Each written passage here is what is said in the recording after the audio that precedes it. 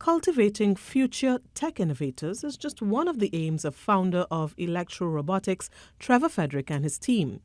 Stemming from his own love for coding and robotics, the Tech Titans Coding Challenge was born.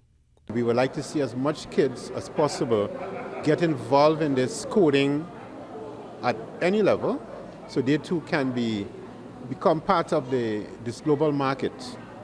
All right, because technology today involves coding and automation, and there's no future for anyone without having a background in coding for control systems. 8 school teams comprising 2 students and a teacher signed up for the challenge. This particular one involved 4 core and 2 supplementary modules covering introduction to coding, report writing, and public speaking, among other topics.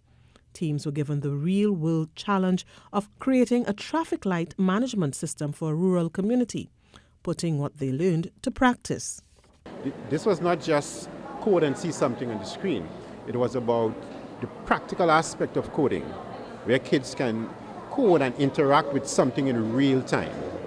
The teams were given the opportunity to display their creative, innovative solutions and presented it before a panel of judges and their peers.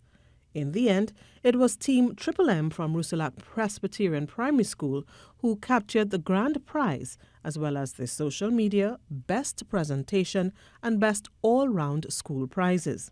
I feel accomplished, and I feel like that's just another opportunity and another accomplishment that I overcame. I felt amazing. I was nervous before, but now I'm sure that Triple M's could do anything.